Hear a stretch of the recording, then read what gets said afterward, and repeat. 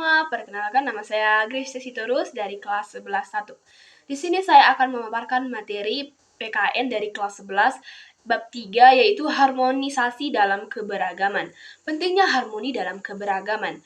Indonesia kaya akan beragam suku, agama, budaya, dan juga beragam profesi. Meski berbeda, masyarakat dapat hidup harmonis dengan menjunjung toleransi dan gotong royong, seperti membersihkan lingkungan bersama di lingkungan tempat tinggal mereka masing-masing. Harmoni dalam keberagaman penting untuk menjaga kestabilan dan kesejahteraan masyarakat. Ini menciptakan hubungan baik antara individu dan kelompok, memperkuat persatuan di tengah perbedaan.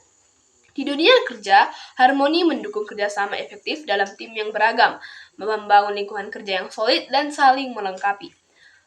Cara mencapai harmoni dalam keberagaman. Yang pertama ada kesadaran diri, menerima perbedaan dan berpartisipasi dalam kegiatan berbagai kelompok tanpa paksaan. Yang kedua, menghargai perbedaan. Kunci utama harmoni dengan menghormati keberagaman budaya, agama, dan pendapat, seperti musyawarah, untuk mufakat dalam menentukan kegiatan bersama. Yang ketiga, sikap toleransi. Saling menghormati tanpa menyimpang dari aturan, memungkinkan masyarakat hidup berdampingan dengan damai. Yang keempat, musyawarah. Mencari solusi bersama melalui diskusi, seperti pemilihan ketua kelas atau RT atau RW. Yang kelima, keteladanan. Menunjukkan sikap peduli, sopan santun, dan menghormati perbedaan dalam masyarakat. Dan yang terakhir atau yang keenam yaitu keadilan. Memperlakukan semua individu secara adil seperti dalam pemberian bantuan sosial dan kebijakan pemerintah.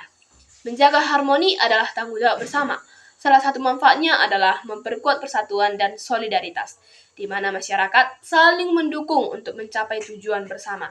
Ada beberapa manfaat harmoni dalam keberagaman. Yang pertama, memperkuat persatuan.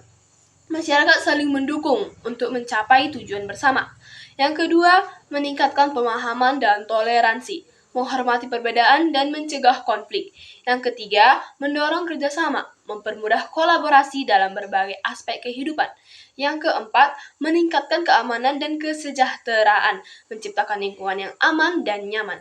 Harmoni dalam keberagaman berperan penting dalam membangun kehidupan yang damai dan sejahtera, sehingga diperlukan peran aktif semua pihak. Pentingnya memahami dan menghargai keberagaman.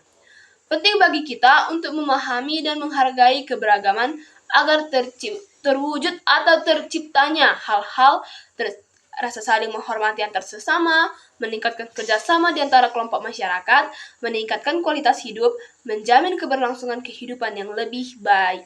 Faktor-faktor pendorong dan penghambat terwujudnya harmoni. Faktor-faktor pendorong harmoni dalam keberagaman. Yang pertama, nilai budaya menghargai perbedaan. Kearifan lokal seperti ngewong-kewong atau dari daerah Jawa dan silih asah, silih asih, silih asu dari daerah Sunda mendorong sikap saling menghormati. Walaupun kita memiliki perbedaan, kita harus saling menghormati dimanapun kita berada. Yang kedua, struktur sosial yang adil dan inklusif. Setiap individu memiliki suku tanpa memandang suku, agama, atau gender, memiliki hak yang sama dalam pendidikan dan pekerjaan untuk menciptakan masyarakat yang harmonis.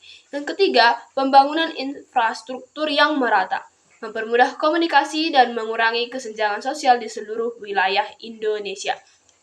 Ada juga beberapa faktor penghambat terjadinya harmonisasi. Yang pertama, egoisme. Seperti yang kita ketahui, egoisme itu adalah keras kepala atau hanya mementingkan pendapatnya sendiri, mengutamakan kepentingan pribadi, menghambat kepedulian terhadap sesama. Yang kedua, etnosentrisme, menganggap budaya sendiri lebih unggul, merendahkan budaya lain. Yang ketiga, eksklusivisme, sikap tertutup yang mengklaim kebenaran hanya milik satu kelompok tertentu. Identifikasi potensi konflik dalam masyarakat. Menurut Undang-Undang Nomor 12 Tahun 2012, konflik adalah benturan antara kelompok yang berdampak pada ketidakamanan dan disintegrasi sosial. Identifikasi potensi konflik penting untuk mencegah perselisihan dalam masyarakat yang beragam. Ada beberapa faktor pemicu konflik.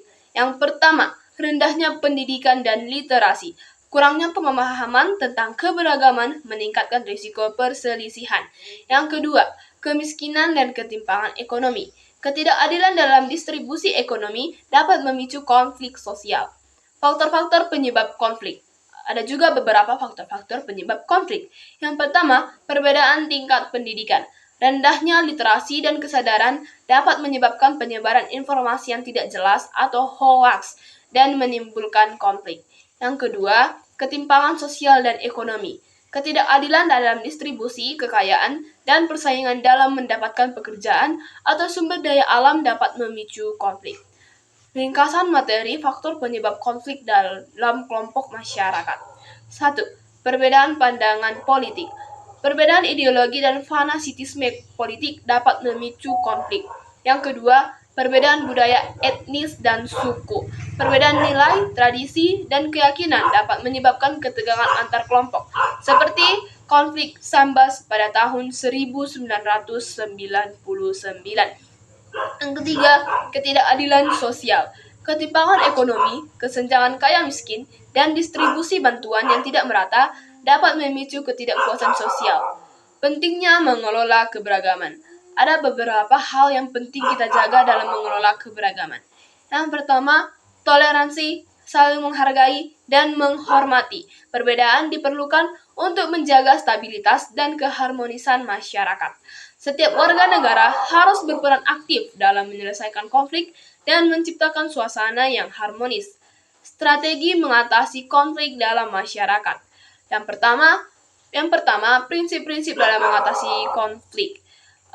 Penyelesaian konflik berdasarkan Pancasila ada ketuhanan yang Maha Esa, yaitu penyelesaian konflik harus berdasarkan nilai norma, etika, dan kasih sayang sesuai kaidah keagamaan. Yang kedua, kemanusiaan yang adil dan beradab, mengutamakan kepentingan kemanusiaan, menghargai martabat manusia, dan menjunjung tinggi hak asasi dalam menyelesaikan konflik. Yang ketiga, persatuan Indonesia, memandang perbedaan sebagai kekayaan bangsa dan memperkuat persatuan, seperti menggunakan produk dalam negeri. Yang keempat, kerakyatan yang dipimpin oleh hikmat kebijaksanaan dalam permusyawaratan perwakilan, mengutamakan musyawarah dan mufakat dalam menyelesaikan konflik. Yang kelima, keadilan sosial bagi seluruh rakyat Indonesia, menjamin keadilan bagi semua pihak dalam menyelesaikan konflik, seperti pembagian bantuan yang merata. Pancasila sebagai dasar negara menjadi pedoman dalam menciptakan keharmonisan masyarakat. Metode efektif dalam penyelesaian konflik.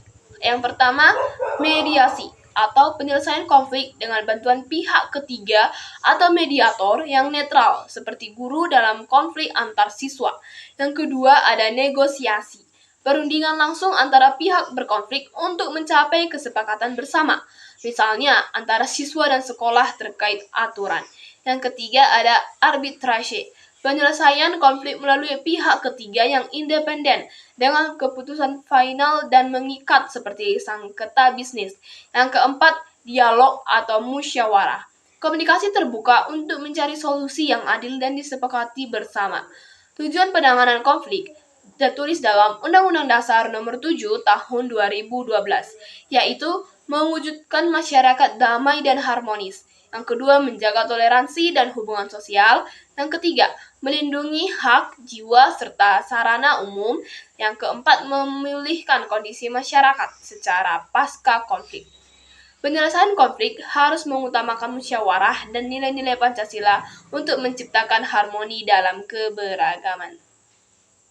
Sekian materi yang dapat saya sampaikan. Jika ada tutur kata yang salah, mohon dimaafkan. Sekian dan terima kasih.